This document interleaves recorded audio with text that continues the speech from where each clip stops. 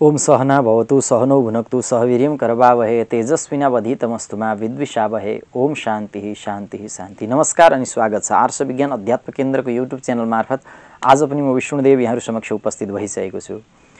भगवती माता स्वस्थानीको आराधना पुकार प्रार्थना गर्ने क्रममा छौं हामी र त्यसै क्रममा आज 15औं अध्यायको कथा प्रसंगको साथमा म उपस्थित भइसकेको छु। 15औं अध्यायबाट अगाडिका कथाहरूलाई आज हामी श्रवण गर्नेछौं र यसै सन्दर्भमा आउनुहोस् सर्वप्रथम भगवतीको दिव्य मङ्गलाचरणको उद्गान गरौँ र मङ्गलाचरण गर्दै गर्दै अनि हामी कथामा प्रवेश गर्नेछौं।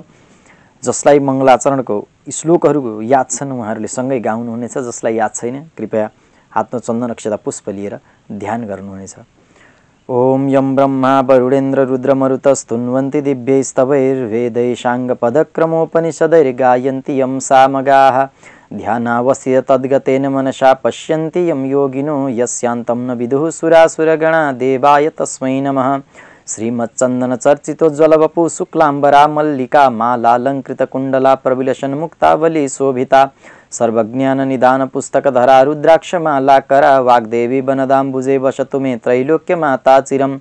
मुखं करोति वाचालं पङ्गुं लङ्घयते गिरिं यत्कृपातमहं वन्दे परमानन्दमाधवं।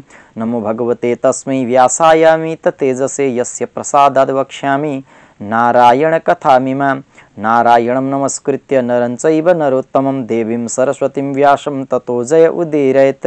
साष्टाङ्गं नमनं कृत्वा स्वस्थानीं परमेश्वरीं कथां सुधोपमां देव्याः श्रुत्वाभीष्टफलं लभेत्। श्रीस्वस्थानी परमेश्वर्यै नमो नमः। स्वस्थानी भगवती को जय। कृपया कमेन्टमा अवश्य जयकारको उल्लेख गर्नुहुनेछ। अब आउनुहोस् 15औं अध्यायको कथालाई प्रारम्भ गरौँ। ओम अथ पञ्चदशोऽध्यायः श्री शिव कन्यार्थ तथा श्री शिव विवाह वर्णन। कुमारजी आज्ञा गर्नुहुन्छ हे अगस्त्य मुनि, केही समयपछि पार्वतीका भनाइलाई सफल गराउने उद्देश्य लिएर भगवान शिवले अरुन्धती सहित वशिष्ठ आदि सप्तऋषिलाई हिमालयमा कन्यार्थका रूपमा लमी बनाएर पठाउनु भयो। ऋषिहरू आएको देखि स्वागत सत्कार गरे पश्चात हिमालयले ऋषिहरूका आगमनको कारण सोध्नुभयो। यो आग्रह सुनेर टोली अध्यक्ष वशिष्ठजी बोल्नुभयो, हे शैलराज, हामी कैलाशपति भगवान शिवका तर्फबाट तपाईंका घरमा कन्यार्थी भएर आएका हौं। तपाईंकी पुत्री पार्वती कन्यादान दिने अवस्थाकी भएकी हुँदा र शिवको पनि घर गृहस्थीको इच्छा भएको हुँदा यसै कुरालाई लिए आयौं। हाम्रो भनाइ र उचित सल्लाह के हो भने तपाईंले आफ्नी पुत्री पार्वतीको हात श्री महादेवजीका हातमा सुम्पनुहोस्। पार्वतीका निम्ति महादेव नै असल र सुहाउँदो वर हुनुहुन्छ। वर भनेका भिक्षार्थी याचक हुन्, कन्याका मातापिता भनेका दाता हुन्, कन्या भनेकी मूल्य नै गर्न नसकिने अमूल्य भिक्षा हुन्। याचना गर्ने सुयोग्य वरलाई दाताले दिएको कन्यारूप भिक्षा महान भन्दा महान हुन् भनी बुझ्नुपर्छ। हे हिमालय, आजका एक सातापछि अत्यन्त दुर्लभ मुहूर्त आउँदैछ। त्यो बेला चन्द्रमा जो छन् लग्नका स्वामी भएर आफ्ना पुत्र बुधका साथमा लग्नमा नै रहनुहुनेछ। त्यो दिन तारा र नक्षत्रहरू शुद्ध हुन्छन्। मङ्सिर महिना सबै दोषले रहित भएको सोमबार लग्नमा शुभ ग्रहको दृष्टि परेको समय अति उत्तम छ। त्यो दिन बृहस्पति यस्तो स्थानमा हुनुहुनेछ जहाँबाट उत्तम सन्तान र वरवधुलाई दीर्घायु र सौभाग्य दिन समर्थ हुनुहुनेछ। हे हिमालय, यस्तो शुभ मुहूर्तमा आफ्नी कन्या पार्वतीको शुभ विवाह जगतपिता श्री शिव भगवानका साथमा गराएर कृतार्थ हुनुहोस्। हे मुनि, गुरु वशिष्ठका यी कुरा सुनेपछि हिमालयले मनमनै गम्भीर विचार गर्न लाग्नुभयो। त्यसपछि भोजन, सम्मान, दक्षिणा र मिठा बाणीद्वारा कन्यार्थीलाई विदा गरिसकी हिमालयले आफ्ना भाइ बन्धु, नाता गोता, इष्ट मित्र, कुल कुटुम्ब र घर परिवारमा सोधपुछ र सल्लाह गर्न थाल्नुभयो। एक दिन हिमालयले पत्नी मेनासित भन्नुभयो, हे मेनके, हाम्री पुत्री पार्वतीले श्री महादेवलाई स्वामी प्राप्त गर्नका निम्ति बालककालदेखि नै बडो कष्ट सहँदै व्रत जप ध्यान पूजा आदि गर्दै आएर अब कन्यादान गर्ने अवस्थाकी हुन गइन्। यो कुराको ज्ञान माताहरूमा झन् बढी हुनुपर्छ। हे मेना, अब हामीले ठुलो हर्षका साथ छोरीको कन्यादान गरौँ। हे प्रिय, हामीले आफूलाई भाग्यशाली ठान्नुपर्छ, किनभने हाम्री छोरी पार्वतीलाई कन्यादान माग्न भनी स्वयं श्री महादेव नै नटको रूप लिएर आउनुभएको रहेछ। त्यसपछि अरुन्धती सहित भएर सप्तऋषि आई कन्यार्थी भएर जानुभयो।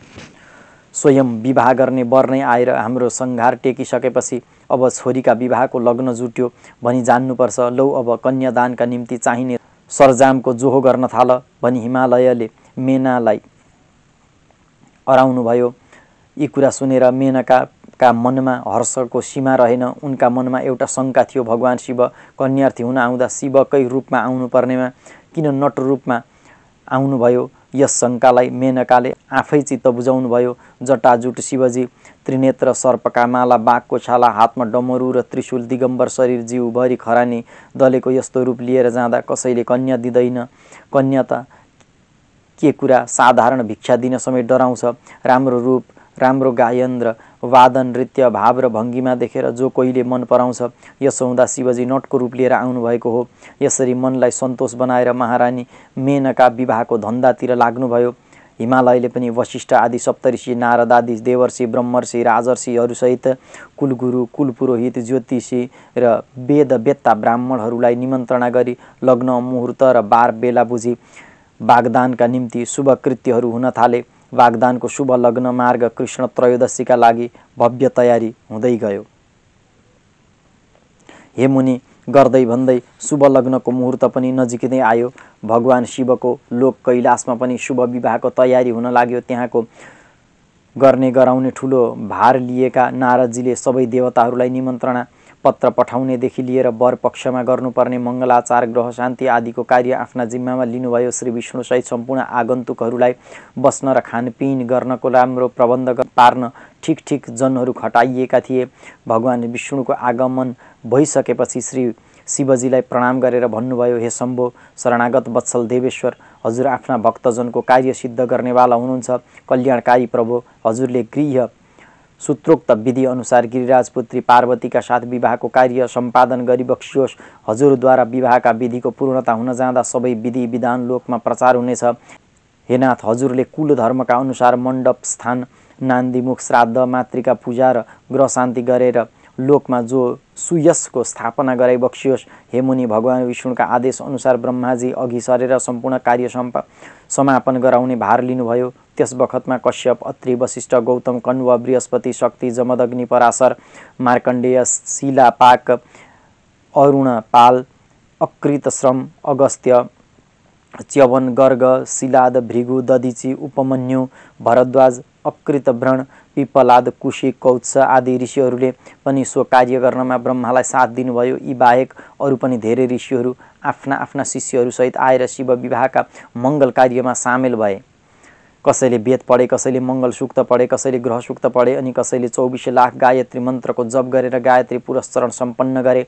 हिमालय भवनबाट कैलाश भवनमा अनि कैलाश भवनबाट हिमालय भवनमा पठाइने लग्नपत्रको आदान प्रदान पश्चात छत्रपत्र, मङ्गलपत्रको कार्य पनि सम्पन्न भयो। त्यसपछि हिमालयले सबै आफन्तहरूलाई लिखित पत्रद्वारा निमन्त्रणा गर्नुभयो। यति भइसकेपछि भगवान विष्णुको उपदेश र आज्ञा अनुसार नन्दीमुख, श्राद्ध, मातृका पूजा र ग्रह शान्तिको कार्यलाई ब्रह्माजीले पूर्ण गराउनुभयो। उता हिमालयमा पनि मङ्गलपत्रको पूजा भए पश्चात पठाइएका निमन्त्रणा पत्र प्राप्त गरेर सम्पूर्ण देवी देवता, नदी, समुद्र, पर्वत, तीर्थहरू मूर्तिरूप भएर आफ्ना आफ्ना कोसेली र उपहार लिएर धमाधम आउन थाले। दुवैपट्टि विवाहका सम्पूर्ण आवश्यक सामग्री जुटाइयो। मङ्गलाचारका कार्य आरम्भ भए। मातृका पूजा, आभ्युदायिक श्राद्ध र अन्य मङ्गलाचार, गणेश लड्डुकरण, कसार बाट्ने कार्यहरू हुन थाले। कन्यापट्टि विश्वकर्माद्वारा बनाइएको अति विशिष्ट, सुन्दर, भव्य र विचित्रको अतिथि गृहमा पाहुनाहरूलाई यथायोग्य स्थानमा बसाइयो। पार्वतीको कन्यादान दिने विवाह मण्डपलाई श्री विश्वकर्माले आफ्नो सिपलाई अत्यन्त रुचिपूर्वक सजाउनु भएको थियो। त्यो अति सुन्दर, अति विचित्र प्रकारको थियो। मण्डपका प्रत्येक स्तम्भमा भएका देवीका मूर्तिहरू अहिले बोल्छन् कि जस्ता देखिन्थे। कति नरनारीहरू त्यहाँका कृत्रिम पदार्थहरूलाई प्राकृतिक ठानेर झुक्किन्थे। जलमा स्थलको र स्थलमा जलको आभास हुन्थ्यो। द्वारमा रहेका हात्तीका मूर्तिहरू देखेर आश्चर्य हुन्थ्यो। चारैतिर सुवर्णका द्वार, सुवर्णका कलश र सुवर्णका तोरण, अनेकौं रङ्गी बिरङ्गी बत्तीका प्रकाशले तलाउमा पौड्दै गरेका राजहाँसका समूहले र फुलबारीमा फुलेका फूल र त्यहाँको रस लिने मौरी भमराका गुन्जनले अलका पुरीलाई नै मात गर्थ्यो। अर्थात् त्यो विवाह मण्डपमा विश्वकर्माको पूर्ण सिप झल्किन्थ्यो। हेरिरहँ जस्तो त्यो विवाह मण्डपले आफ्नी छोरीमाथि हिमालय र मेनकाको कति प्रेम थियो त्यो विश्वकर्माले देखाएका थिए। स्वर्ग, मर्त्य, पाताल तीनै लोकका देवता, ऋषि, यक्ष, गन्धर्व, किन्नर, दैत्य, नाग, अप्सराहरू आएर सबैले विवाहको काम सघाउन थाले। गुरु गर्गाचार्य अघि सरेर यज्ञको शुभारम्भ गर्नुभयो। ऋषिवृन्दले सार स्वर मिलाएर वेद पाठ गर्न थाले। एकातिर गन्धर्व र किन्नर बाजा बजाउन थाले भने अर्कातिर अप्सराहरू नाच्न थाले। देवकन्या, ऋषिकन्या, गन्धर्व कन्या, किन्नर कन्या, दैत्य कन्या, नाग कन्याहरू पनि रङ्ग बिरङ्गी वस्त्र र नाना थरीका गरगहना आदिले सिँगारिएर पार्वतीका विवाहको यज्ञ र कन्यादानको रमाइलो हेर्न आए। हे मुनि, उता भगवान शिवका कैलाश भवनबाट जन्ती हिँड्ने तयारी हुन लागेको थियो। भगवान शिवबाट आफ्ना अनुचरहरूलाई आधा यहाँ कैलाशमा बस्ने र आधा चाहिँ जन्त जान आज्ञा भयो। जन्ती जाने जतिलाई टीका माला आदि गरिसकेपछि नाना प्रकारका मङ्गल बाजा बजाउँदै हिमालय दरबारका निम्ति जन्ती हिँडे। असङ्ख्य गणहरूले घेरिएको जन्तीको लर्कोमा कोटी कोटी गणहरू हर्ष र उल्लासका साथ निस्किए। नन्दी, क्षेत्रपाल, भैरवहरू, गणराज आदि असङ्ख्य गणहरूले घेरिएका हजारौँ हातले युक्त थिए।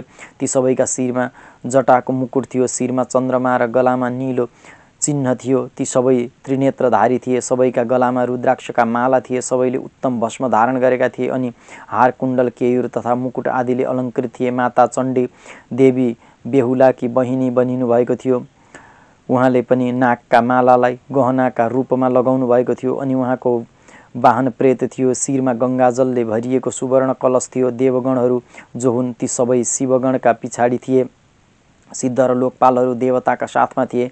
देवमण्डलका माझमा गरुडका आसनमा विराजमान भएर भगवान विष्णु रहनु भएको थियो।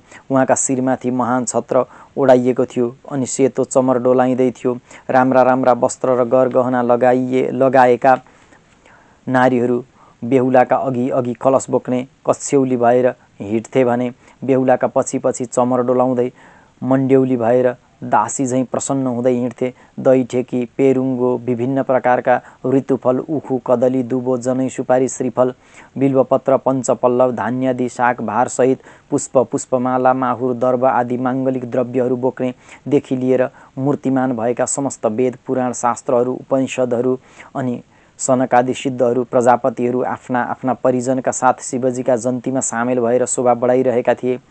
बेहुली पक्षबाट प्रतीक्षा गर्दा गर्दै उताबाट जन्तीले हिमालय क्षेत्रमा प्रवेश गर्यो। देवराज इन्द्र जो हुन् नाना प्रकारका आभूषणहरूले विभूषित भएर ऐरावत हात्तीमा चढेका, मोतीको झालर टाँगिएको सुवर्णको छाता ओढेका जन्तीका माझमा देखिनुभयो। त्यो बेलामा जन्तीमा सामेल हुन आएका ऋषिवृन्द आफ्ना आफ्ना तेजले प्रकाशित भइरहेका थिए।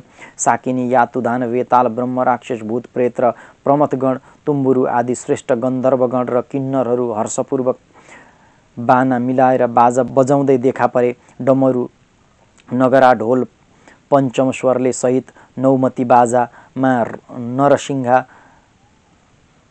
झ्याम्टा, कर्नाल, बाँसुरी, बीडा, खैँजडी, झ्याली आदि मङ्गल स्वरका तुमुल ध्वनिले तीनै लोक थर्काउँदै जन्ती आइपुग्न आँट्यो। श्री शिव पार्वतीका शुभ विवाहका यी मङ्गल बाजाहरूका सुन्दर र मिठा स्वरहरूले संसारका अमङ्गलहरूको नाश गरिरहेका थिए। सम्पूर्ण जगन्माताहरू, देवकन्याहरू, गायत्री, सावित्री, सरस्वती र अरू देवाङ्गनाहरू, ब्रह्मज्ञानी र ब्रह्मचारिणीहरू समेत शिवजीका जन्ती भएर आएका थिए। वेदहरू, शास्त्रहरू, सिद्धहरू र सप्तऋषिहरूद्वारा जसलाई साक्षात् धर्मको रूप मानिएको छ अनि जसको शरीर शुद्ध स्फटिक झैँ उज्यालो छ, ती सर्वाङ्ग सुन्दर वृषभ शिववाहन साँडे हुनुहुन्छ, जसको जुरो उच्च छ, पुच्छरको फुर्को सग्लो सेतो चमर झैँ छ, राता र अग्ला सिङ छन्, कमलका रङ्ग झैँ खुर छन् अनि अग्लो कद, ठुला आँखा र कान छन्।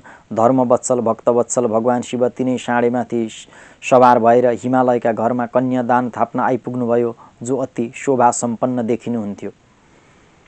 सबै देवताहरू, महर्षिहरू, सारा नरनारीहरू उहाँका सेवामा उपस्थित थिए। हे मुनि, यस्ता सर्वेश्वर बेहुलालाई कोटि कोटि नमस्कार छ। दुलाहा शिवजीमा कोटि कोटि नमस्कार छ। जय जय श्री स्कंद पुराणे केदारखण्डे माघ महात्म्ये कुमार अगस्त्य संवादे श्री स्वस्तानी परमेश्वरी व्रतकथायां श्री शिव विवाह वर्णनम नाम पंचदशोत्सवः।